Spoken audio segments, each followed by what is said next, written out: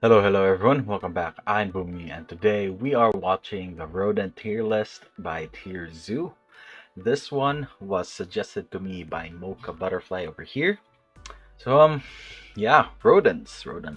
I think the best word to probably describe this particular playstyle would be annoying. Well, I don't know a lot of other rodents. The first one that comes to mind is obviously the rat. Those are annoying little buggers, especially if some of them can grow to be pretty huge.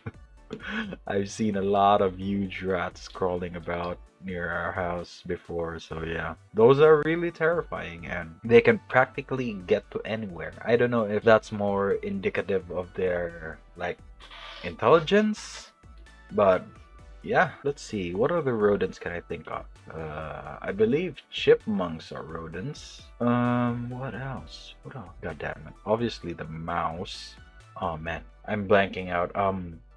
Yeah, a lot of small creatures like chipmunks, squirrels are probably rodents, I think. Yeah, I guess we'll see. I'm excited to see how the common rat will stack up against the other rodents. So yeah, let's go ahead and check out what TierZoo has in store for us today. So remember, if you like my reaction, don't forget to leave a like, let me know your thoughts on the video down in the comment section below, and consider subscribing. Also, don't forget to leave your suggestions on what I should check out next. Leave them down in the comment. That being said, let's go ahead and watch the video. This episode was sponsored by Squarespace.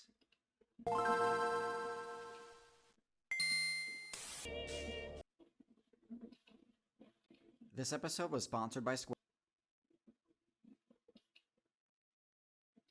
This episode was sponsored by Squarespace. Oh yeah, this is also featuring RealLifeLore. I don't know the channel. Yep, chipmunks. Here we go.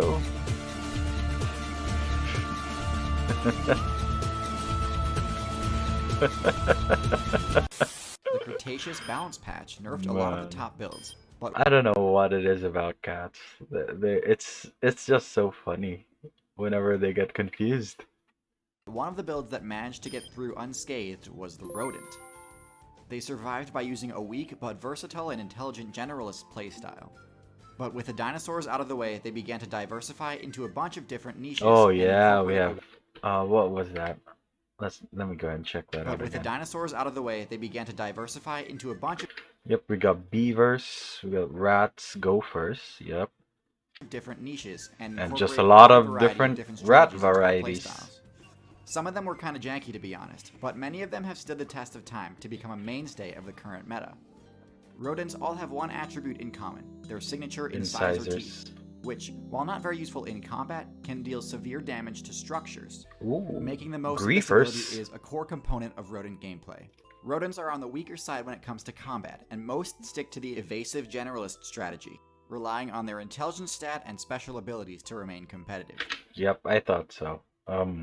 They are relatively intelligent despite their size.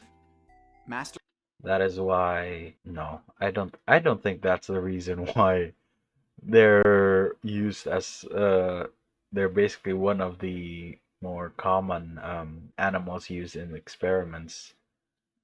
I think it's because of genetics, not their intelligence. I'm sorry. Mastering this type of gameplay is difficult, but luckily their relatively short spawn time helps mitigate this challenge. Even though their bread and butter moveset is pretty consistent, there are several unique builds that stand out as particularly viable, so let's get into the tier list now.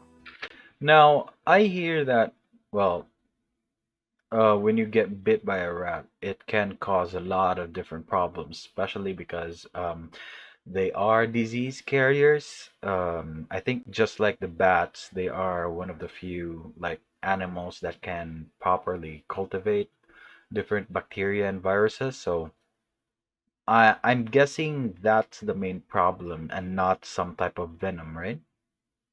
That's why their bites are so dangerous. So bottom of the tier list is the lemming, but not for the reason you might think. It's a common misconception that lemmings have such a low intelligence stat that the only thing they're good at is getting a big group together, jumping off the stage, and uninstalling. This isn't true, although to be honest, if Rage you're main quitters. lemming, you might be better off uninstalling. But anyways, those Twitch clips are fake, don't be fooled.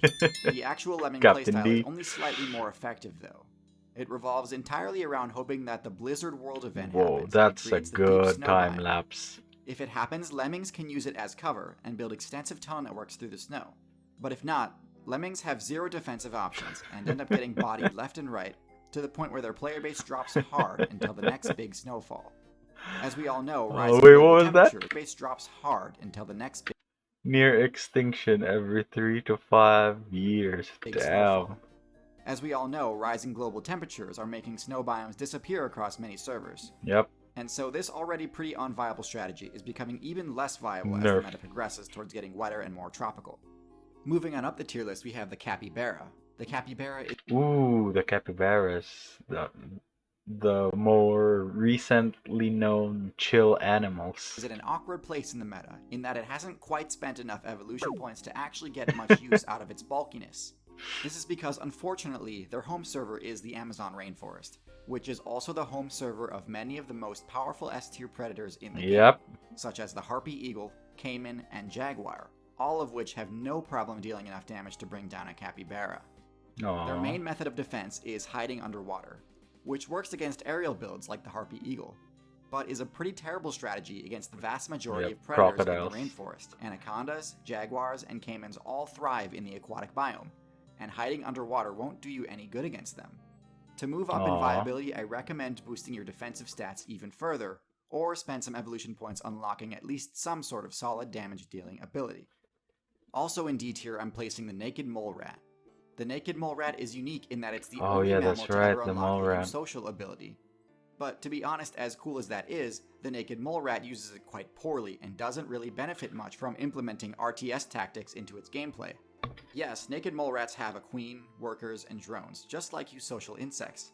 But the only thing that makes eusociality such an unbelievably strong strategy is that it enables a group of individuals to achieve things that would be impossible alone, like taking down a huge boss, traversing a huge barrier, or surviving a catastrophe. You never see naked mole rats doing something like this. True. It kind of makes sense why, while other... They're kind of, how do you call this? They're kind of wasting one of the more powerful like skills in the game, which is socializing. So I'm not surprised that it's fairly low tier.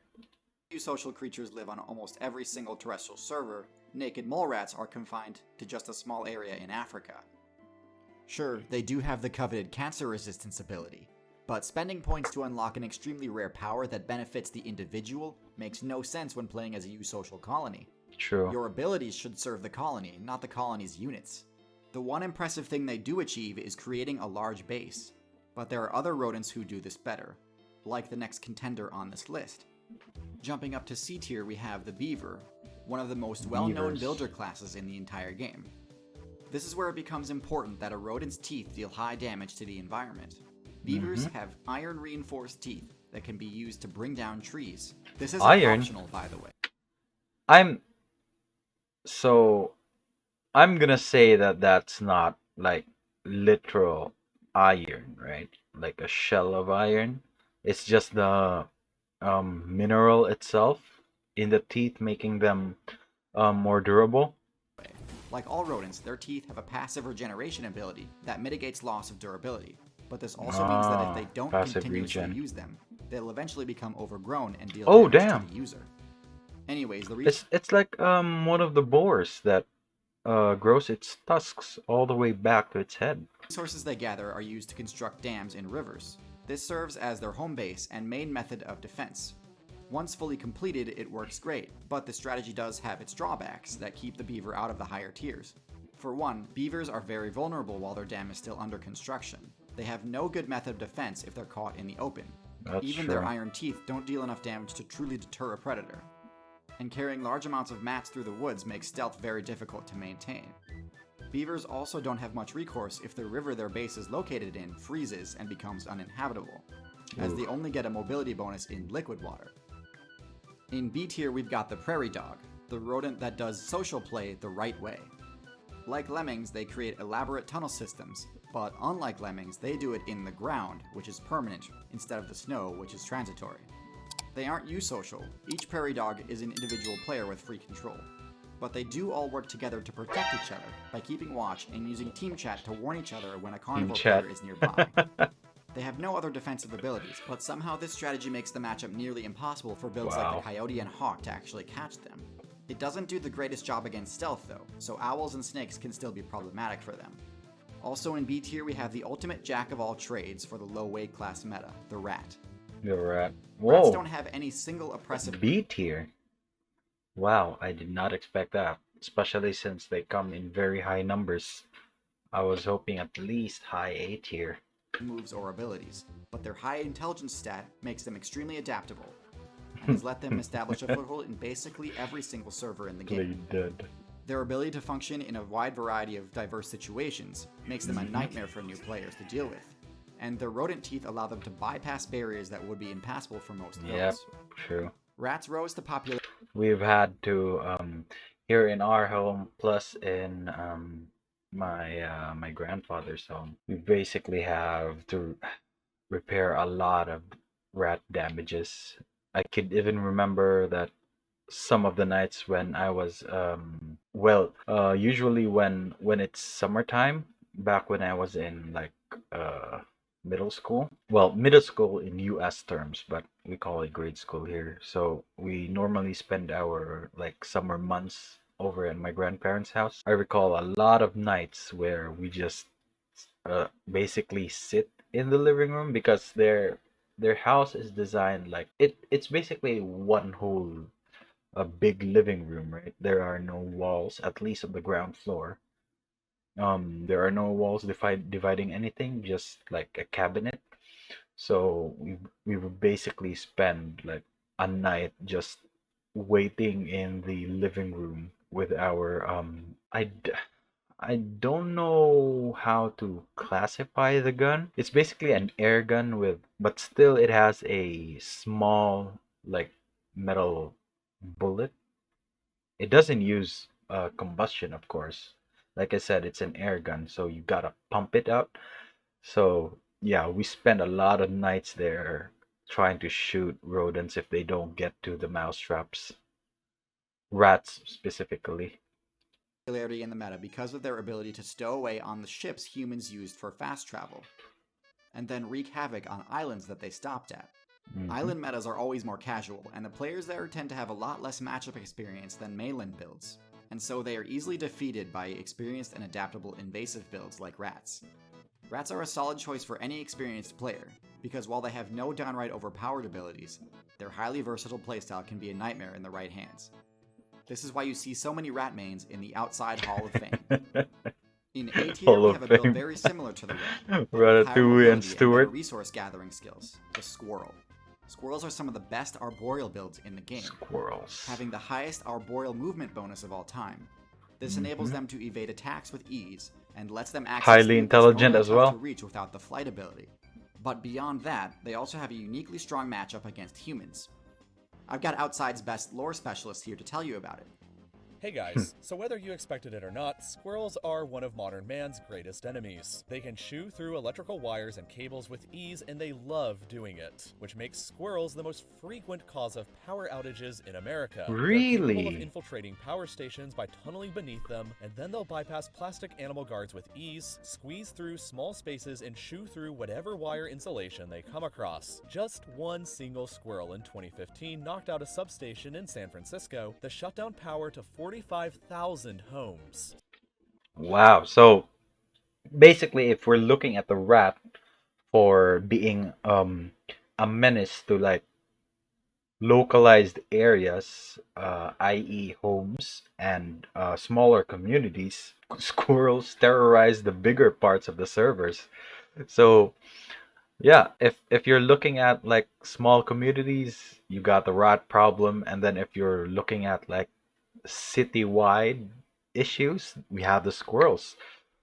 Funny enough that you rarely get to see squirrels in like big cities, but then again, most of their like important infrastructure is away from the city, which makes it vulnerable. Hmm. Very interesting.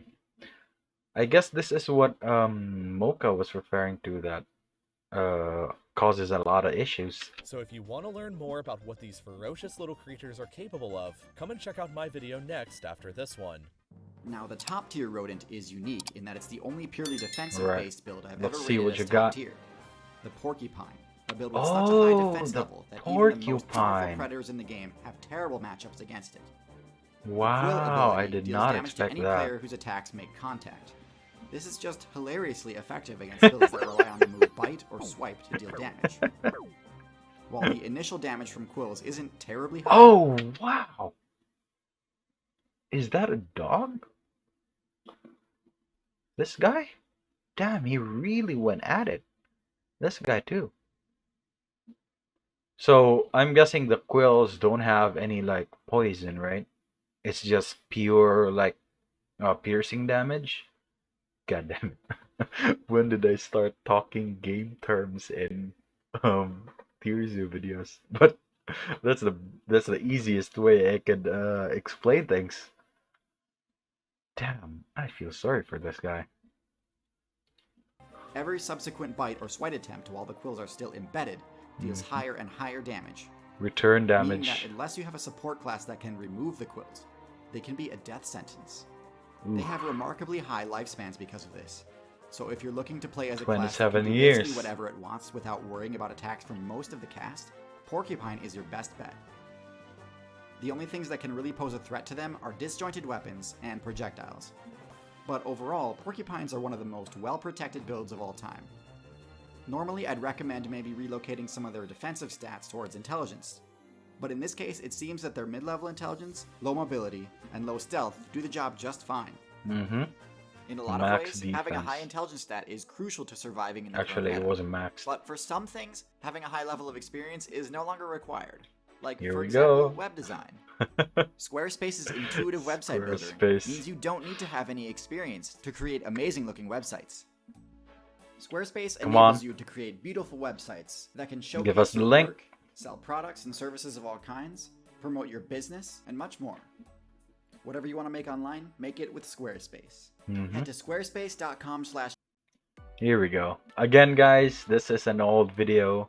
Actually, let me check. This is an old video, so I'm not sure if this particular link is still active, but you can still go ahead and try to use the link if you're making a website. So go ahead to squarespace.com/TierZoo and use promo code TierZoo to get 10% off. So yeah, rodents. I mean, what can I say? I did not expect squirrels to be that much of a problem. I know that they're a problem to like small communities, especially when it comes to like bird feeders and stuff, because they tend to monopolize everything. If you want to know how much they are willing to go to get food, go ahead and check out Mark Rober's videos. But yeah, wow, I wasn't expecting them to basically chew through a lot of power equipment, or power lines I should say. But I guess it's in their nature, being rodents and all. They gotta use the teeth somehow. Oh man. Alright, yeah, that was the rodent tier list. So that's gonna be it for me today, guys. Link to my Twitter is down in the description below. Go ahead and check it out if you want to. And if you're new here and enjoyed the video, don't forget to leave a like. Let me know your thoughts on the video down in the comment section below, and consider subscribing. Also, don't forget to leave your suggestions on what I should check out next. That being said, thank you so much for watching, and I'll see you all next time. Bye!